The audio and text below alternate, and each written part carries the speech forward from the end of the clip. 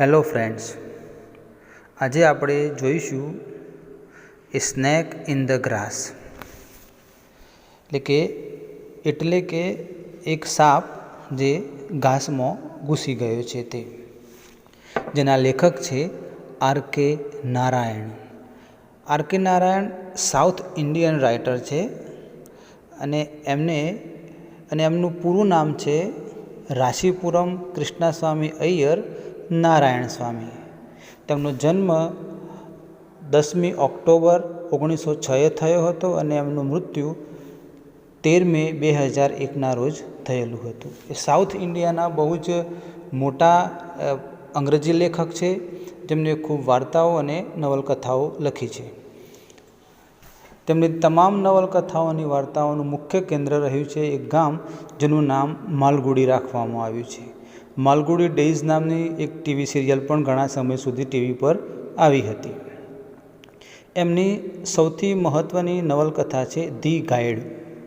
The guide ઉપર એક સરસ મજાની ફિલ્મ બનેલી છે અને એ ફિલ્મના મુખ્ય કલાકાર તરીકે શ્રી દેવાનંદ અને વહીદા રહેમાને સરસ અભિનય કર્યો છે અને આ નવલકથાને ભારત સરકાર તરફથી સાહિત્ય અકાદમીનો એવોર્ડ પણ આપવામાં આવેલો છે.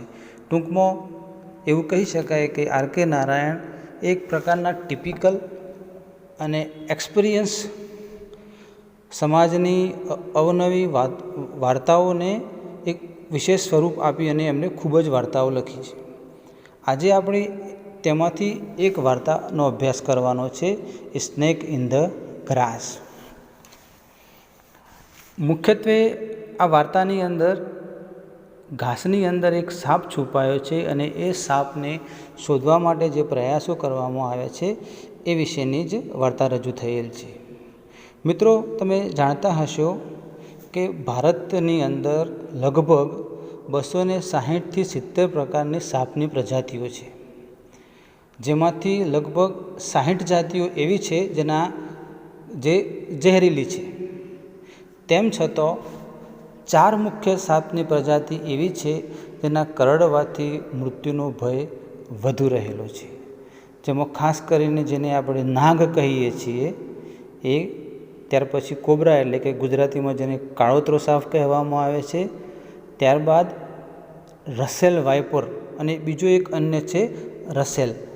એમ કુલ 4 પ્રકારના સાપ એવા છે કે જેના કરડવાથી લગભગ જો સમયસર હોસ્પિટલ પહોંચવામાં ન આવે તો કોઈપણ વ્યક્તિનું તાત્કાલિક મૃત્યુ થઈ શકે છે. આવા જ આપણે એક કોબરા સાપ વિશે આજે અહીંયા વાર્તા રજૂ કરી છે આર.કે. નારાયણ દ્વારા. એ વાર્તાને આપણે સમજવાનો પ્રયાસ કરીશું. વાર્તાનો મુખ્ય હેતુ મેં અગાઉ કહ્યું તેમ ઘાસની અંદર એક સાપ ઘૂસી ગયો છે અને એને સાપને ઘાસમાંથી બહાર કાઢવા માટે એક ફેમિલી દ્વારા અને એ ફેમિલીના મુખ્ય એક પાત્ર દાસ દ્વારા શું પ્રયત્નો કરવામાં આવ્યા છે એ વિશે સમગ્ર વાર્તાની અંદર સમજાવવામાં આવેલું છે. વાર્તાની શરૂઆતમાં જ એવું લખેલું છે કે on a sunny afternoon when the inmates of the bungalow were at their siesta, a cyclist rang his bell at the gate frantically and announced. आमतौर पर आप सभी बच्चे जानते हैं कि भारत में ज़्यादातर लोग दोपहर को खाना खाने के बाद सो जाते हैं. इसी तरह एक दोपहर में जहाँ ये लोग रहते हैं, इनमेट्स मतलब ये जो बंगला है उसमें जो लोग रहते हैं वो सभी लोग सिएस्टा SIESTA, सिएस्टा का मतलब ये होता है कि दोपहर का खाना खाने के बाद आप सो जाते हैं, उसको सिएस्टा कहते हैं. ये वैसे तो संस्कृत में इसको वाम कुक्षी कहते हैं, यानी कि खाना खाने के बाद आप लेफ़्ट साइड पे अपना पूरा बॉडी रख के सो जाते हैं, उसको सिएस्टा यानी संस्कृत में वाम कुक्षी, यानी कि दोपहर का खाना खाने के बाद आप जो सो जाते हैं उसको सिएस्टा कहते हैं. ऐसे ही ये पूरा फैमिली है जो दोपहर का खाना खाने के बाद सो गई है. उसी दौरान एक साइकिल वाला वहाँ से साइकिल लेके निकलता है और बेल बजा के कहता है कि आपके बंगलोज के अंदर कोई सांप जा रहा है. ऐसा वो चिल्लाता है और ऐसे कहता है कि ये big cobra has got in your compound, it crossed my will, he pointed to it track under the gate and resumed his journey. मतलब कि जिस टाइम पे दोपहर में ये लोग सो रहे थे उसी वक्त वहाँ से एक साइकिलिस्ट निकलता है और ये कहता है कि आपके कंपाउंड के अंदर मैंने सांप को जाते हुए देखा है और वो अंडर द गेट यानी कि वो दरवाजे के नीचे जा रहा है। ऐसा कह के वो अपनी जर्नी वापस चालू कर देता है, मतलब वो वहाँ से वो चला जाता है। In this family consist of the mother and her 4 sons assembled at the gate in the great agitation। मतलब આ કુટુંબની અંદર 5 માણસો રહે છે, માતા અને એના 4 પુત્રો। જેવું સાયકલિસ્ટે જાહેર કર્યું કે તમારા કમ્પાઉન્ડની અંદર સાપ દાખલ થયો છે એટલે કે તે બધા એસેમ્બલેડ मतलब એ 5 વ્યક્તિઓ એકઠી થઈ ગઈ અને ગ્રેટ એજિટેશન मतलब કે ઉત્તેજનામાં, ચિંતામાં, વન કાઇન્ડ ઓફ ટેન્શન્સ એ લોકો બધા ત્યાં દરવાજા ઉપર ભેગા થઈ ગયા કે શું આપણે ત્યાં ખરેખર કોઈ સાપ ઘૂસી ગયો છે? તો એવું જ છે, કારણ કે સાયકલિસ્ટે તો એવું જ કહ્યું જ હતું કે તમારા ઘરના કમ્પાઉન્ડની અંદર સાપ દાખલ થયો છે। એટલે આ બધા 5 વ્યક્તિઓ અને છઠ્ઠી વ્યક્તિ એટલે કે main character of this story is the old servant Dasa. The old servant Dasa was sleeping in the shade એટલે કે એમના ઘરનો એક વૃદ્ધ નોકર છે દાસા, એ પણ બપોરનું જમવાનું લઈને સ્લીપિંગ मतलब કે આરામ કરતો હતો ઇન ધ શેડ, કોઈ એક છાંયડાની અંદર એ આરામ ફરમાવતો હતો। અને આ લોકોને સાયકલિસ્ટે એવું કહ્યું કે તમારા કમ્પાઉન્ડમાં સાપ દાખલ થયો છે એટલે બધા જ ભેગા મળીને એ સર્વન્ટને જગાડવાનો પ્રયાસ કરે છે। એટલે કે they shook him out of his sleep and announced to him the arrival of the cobra. They shook him એટલે કે એને હચમચાવી નાખીને જગાડે છે, આઉટ ઓફ હિઝ સ્લીપ એને ઊંઘમાંથી જગાડે છે અને કહે છે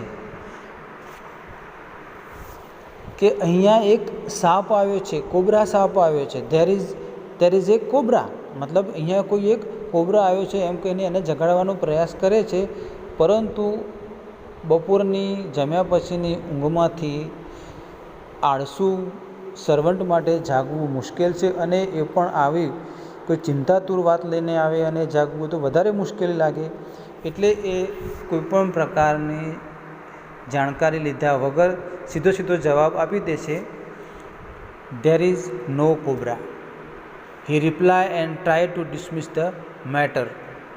બપોરનું જમવાનું જમી લીધું છે, સરસ મજાની ઊંઘ આવી રહી છે, છાંયડો છે, એટલે કોઈપણ પ્રકારનું કામ ન કરવું પડે એટલે સીધો જવાબ આપી દીધો, there is a no cobra. એટલે અહીંયા કોઈપણ પ્રકારનો કોઈ કોબ્રા સાપ આવેલો નથી એવો સિમ્પલ જવાબ આપીને ફરી પાછો પોતાનો ઊંઘવાનો પ્રયાસ કરે છે। પરંતુ જે ફેમિલી છે એ ફેમિલીને તો ખબર હોય જ છે કે અહીંયા કોઈ સાપ આવ્યો છે, માટે એ લોકો એને ફરીથી જગાડવાનો પ્રયાસ કરે છે અને કહે છે they swore at him and forced him to take an interest in the cobra. એ લોકો સોગંદપૂર્વક કહે છે કે અહીંયા કોઈ એક સાપ આવી ગયો છે અને એને force to him to take an interest in the cobra, અને એને કહે છે કે ભાઈ ખરેખર અહીંયા કોઈ સાપ આવ્યો છે અને તું એ સાપને શોધવાનો પ્રયાસ કર। The thing is somewhere here, if it is not found before the evening he will dismiss you. અને એ કુટુંબના લોકો એવું જાહેર કરે છે, જો ભાઈ તું સાંજ સુધીની અંદર આ સાપને નહીં શોધી શકે તો અમે તને આ નોકરીમાંથી છૂટો કરી દઈશું। એટલે કે સાંજ સુધીમાં તારે આ સાપને શોધી કાઢવો પડશે। ઇન શોર્ટ, ફેમિલીના પાંચ માણસો, એની મધર અને એના 4 પુત્રો એના ઉપર એવું દબાણ કરે છે કે ભાઈ તમે ઊંઘમાંથી જાગો અને આપણા કમ્પાઉન્ડની અંદર સાપ દાખલ થઈ ગયો છે, એ સાપને તમે શોધી કાઢો, અન્યથા જો તમે એવું નહીં કરો તો તમને નોકરીમાંથી છૂટા કરવામાં આવશે. We will dismiss you. Your neglect of the garden and the lawn is responsible for all these dreadful things coming in. તારી આ ગેરજવાબદારી, બગીચાને બરાબર સાફ સફાઈ ન રાખવાની પરિસ્થિતિના કારણે ડ્રેડફુલ થિંગ્સ કમિંગ ઇન મતલબ કે આવી જોખમી અને ખતરનાક વસ્તુઓ ગાર્ડનમાં દાખલ થઈ જાય છે. કારણ કે તું બરાબર સફાઈ કરતો નથી ગાર્ડનની, લોન સમયસર તે કાપ્યું નથી અને લોનને વધવા દીધું છે, એટલે ખૂબ આખું જંગલ જેવું તે કરી નાખ્યું છે. પરિણામે આ બગીચાની અંદર આવી બધી જોખમકારક સાપ જેવી વસ્તુઓ ઘૂસી આવે છે. માટે તારે સમયસર એને સાફ કરવું જોઈતું હતું, પરંતુ તું તારી આળસના કારણે આવું કરી શક્યો નથી. જ્યારે આ પ્રકારની ચર્ચા ચાલતી હતી તે દરમિયાન આસપાસના પાડોશી પણ ત્યાં આવી ગયા. સમ નેબર ડોપ્ડ ઇન એટલે કે કેટલાક પાડોશીઓ પણ ત્યાં દાખલ થઈ ગયા. દે લુક્ડ એક્યુઝલી એટ દાસા એટલે કે એ લોકોએ જાણે કે દાસાએ કોઈ ગંભીર ગુનો કરી નાખ્યો છે એમ એની સામે એક ક્લેમ કરતા હોય, કોઈ દોષ કરતા હોય, એનો કોઈ વાંક કાઢતા હોય એ રીતે એની સામે જોવા લાગ્યા અને બોલ્યા, you have the laziest servant on the earth એટલે કે તું આ દુનિયાનો સૌથી આળસુ નોકર છે. He ought to keep the surrounding tidy એટલે કે તારે આ આસપાસની તમામ વસ્તુઓની સાફ સફાઈ અને ચોખ્ખાઈ રાખવાની તારી જવાબદારી છે, પરંતુ તે સમયસર આ બધી સફાઈ કરી નથી એવું ત્યાંના આડોશ પાડોશીઓ બધા આ સાપ જોવા માટે ભેગા થયા હોય છે એ લોકો એવું જણાવે છે. તો દાસા શું કહે છે? I have been asking for a grass cutter for months. મેં ઘણા મહિનાઓ પહેલાં આ ઘરના વ્યક્તિઓને ગ્રાસ કટર એટલે કે ઘાસ કાપવા માટેનું એક એવું મશીન જે મેં મંગાવ્યું છે. મહિનાઓ પહેલાં મેં જાણ કરી હોવા છતાં મને આ કુટુંબ તરફથી ઘાસ કટર લઈ આપવામાં આવ્યું નથી એવું દાસા કહે છે. And in one voice they ordered him to manage with the available things and learn not to make demands.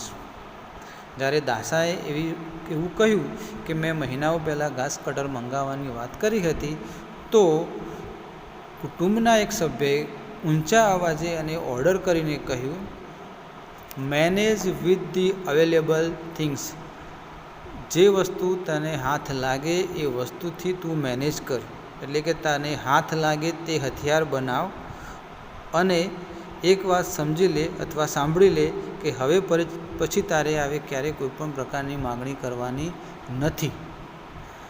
અત્યારે હાલ તને જે હથિયાર મળે એ હથિયારથી તું સાપ શોધવાનો પ્રયાસ કર. તેમ છતાં હી પરસિસ્ટેડ તેમ છતાં એને પોતાની માગણીનો આગ્રહ જાળવી રાખ્યો. They began to speculate how much it would cost to buy a grass cutter. હવે ત્યાં જે લોકો ભેગા થયા હતા એ લોકોએ અલગ પ્રકારની એક કલ્પના દોરાવી કે સ્પેક્યુલેટ એટલે કોઈ પ્રકારની એક કલ્પના દોરાવી કે શા માટે આ ગ્રાસ કટર ખરીદી શકાતું નથી. શું કારણ હશે કે આ ઘરના વ્યક્તિઓએ આ નોકરની અવારનવાર માગણી હોવા છતાંય એને ગ્રાસ કટર શા માટે લઈ આપ્યું નહીં હોય. એ neighbour ડિક્લેરેડ that you could not think of buying any article made of iron till after the war. એ સમય દરમિયાન ક્યાંય કોઈક યુદ્ધ ચાલતું હશે એના સંદર્ભમાં પાડોશી લોકોએ એવું કહ્યું કે યુ કાન્ટ મતલબ કે તમે કોઈ આયરન એટલે કે લોખંડની બનેલી વસ્તુ અત્યારે ખરીદી શકશો નહીં, કારણ કે અત્યારે કોઈક જગ્યાએ યુદ્ધ ચાલી રહ્યું છે અને યુદ્ધ ચાલી રહ્યું હોવાના કારણે આપણે કોઈ વસ્તુ ખરીદી શકીશું નહીં. અને હી ચેન્ટેડ બેનાલિટીઝ ઓફ વોર ટાઈમ પ્રાઇસ અને નીરસ કોઈ અર્થ વગરની વાતો કરવા લાગ્યા. આવા વોર ટાઈમ પર જે કાળા બજાર થઈ જતું હોય છે, જે કોઈ પણ વસ્તુઓના ભાવ વધારો થઈ જતો હોય છે, એના વિશે બધી નિરર્થક ગાણા ગાવા લાગ્યા. The second son of the house asserted that he could get anything he wanted at controlled price. ઘરમાંનો એક નાનો છોકરો, બીજા નંબરનો છોકરો એવું જાહેર કરે છે કે એ કોઈપણ રીતે વસ્તુ ખરીદવાનો પ્રયાસ કરશે. Wanted at controlled price. He could get anything he wanted a controlled price, મતલબ એ કોઈપણ ભાવ સાથે પણ એ વસ્તુ ખરીદવાનું નક્કી કરશે અથવા મેળવી લેશે. The neighbor became eloquent on a black market. A heated debate followed. આસપાસના જે પાડોશીઓ ભેગા થયા હતા એ લોકો બ્લેક માર્કેટ, કાળા બજારની ચર્ચાઓ ઉપર ચાલ્યા ગયા. એ હીટેડ ડિબેટ ફોલોડ એટલે કે ગરમ વાદ વિવાદ, એવી ખોટી ચર્ચાઓ પર ચાલ્યા ગયા. સાપને પકડવા માટે ભેગા થયા હતા, ગ્રાસ કટરની વાત ચાલતી હતી, ત્યાંથી એ લોકો અચાનક યુદ્ધની વાતો ઉપર ચાલ્યા ગયા અને હવે બ્લેક માર્કેટની વાતો ઉપર ચાલ્યા ગયા. મતલબ કે દે રેસ્ટ વોચ્ડ ઇન એપથી, એટલે કે આવા પ્રકારની અલગ પ્રકારની નીરસ વાતો કરવા લાગ્યા. એવા સમયે at this point the college boy of the house booted in with. એવામાં આ ઘરનો એક છોકરો જે કોલેજમાં અભ્યાસ કરતો હતો એ આ ચર્ચાની અંદર દાખલ થઈ ગયો અને એને દખલ કરતા હોય એ રીતે એને એવું જાહેર કર્યું કે આઈ read in an American paper that 30,000 people died on a snake bite every year. કે મેં અમેરિકન છાપામાં એવું વાંચ્યું હતું કે અમેરિકાની અંદર દર વર્ષે 30,000 લોકોને સાપ કરડવાથી મૃત્યુ થાય છે, એવું મેં અમેરિકન પેપરની અંદર વાંચ્યું હતું. છોકરાએ જેવું આ કહ્યું, આપણો મોટો આંકડો જાહેર કર્યો એને સ્ટેટિસ્ટિકનો કે 30,000 લોકો દર વર્ષે મૃત્યુ પામે છે સાપના કરડવાથી, તો એની mother threw up her arm in a horror and arrange દાસા. એની મધરે એના હાથ ઊંચા કર્યા, ભયજનક સ્થિતિએ ઊંચા કર્યા અને અરેન્જ દાસા એટલે કે દાસા ઉપર એક પ્રકારનો આરોપ લગાવવા લાગ્યો કે આ બધું જ દાસાના કારણે થઈ રહ્યું છે. The boy elaborated the statistic. અને પેલા છોકરાએ, કોલેજના છોકરાએ પોતાની ચર્ચા આગળ વધારતા હોય એમ એને પોતાના આંકડા સ્પષ્ટ કરવા માંગ્યા. સ્ટેટિસ્ટિક એટલે આંકડા એને રજૂ કર્યા. I have work it out 83 a day. મેં એવું નક્કી કર્યું છે અથવા મારી એવું સમજમાં આવ્યું છે કે દિવસમાં 83 માણસો સાપ કરડવાથી મૃત્યુ પામી શકે છે. That means every 20 minutes someone is dying of a cobra bite. એટલે કે દર 20 મિનિટે કોઈ એક વ્યક્તિનું મૃત્યુ સાપ કરડવાથી થાય છે. As we have been talking here some person has lost his life somewhere. અત્યારે આપણે આ ચર્ચા કરી રહ્યા છીએ એ દરમિયાન કોઈને કોઈ જગ્યાએ કોઈનું કોઈ મૃત્યુ અવશ્ય થયું હશે. આવું સાંભળીને mother nearly screamed on hearing it. એને આવું સાંભળીને એના મોઢામાંથી એક લાંબી ચીસ નીકળી ગઈ કે શું ખરેખર આટલું બધું ઝેરી સાપ હોય છે અથવા તો એના કરડવાથી આટલા બધા લોકો આટલી મોટી સંખ્યામાં મૃત્યુ પામતા હોય છે, એવો એના મગજમાં એક ભાવ અથવા તો એક ભય પેદા થઈ ગયો અને એને મોઢામાંથી જોરદાર ચીસ નીકળી ગઈ. ટૂંકમાં અત્યાર સુધી આપણે શું સમજ્યા કે કમ્પાઉન્ડની અંદર એક સાયકલિસ્ટ આવે છે. સાયકલિસ્ટ એવું જાહેર કરે છે કે તમારા કમ્પાઉન્ડની અંદર સાપ દાખલ થયો છે. તો કુટુંબના સભ્યો અચાનક ભેગા થઈ જાય છે અને સાપને શોધવાનો પ્રયાસ કરાવવા માટે દાસાને એની ઊંઘમાંથી જગાડે છે અને પછી એ દાસા ઘાસ કટરની માગણી કરે છે. એને ઘાસ કેમ નથી કપાયું એની ચર્ચા થાય છે. ત્યારબાદ એમ ધીરે ધીરે પેલો દાસા એને શોધવાનો પ્રયાસ કરે છે. ત્યાં બ્લેક માર્કેટની વાત શરૂ થાય છે. કોલેજનો વિદ્યાર્થી સ્નેક બાઇટથી કેટલા લોકોનું મૃત્યુ થઈ જાય છે એની વિશે ચર્ચા કરે છે અને એની જે મધર છે એ ખૂબ ડરેલી અને ખૂબ ગભરાઈ ગયેલા હોય એવા લાગી રહ્યા છે. તો હવે પછીની વાર્તા આપણે નેક્સ્ટ વિડીયોમાં જોઈશું.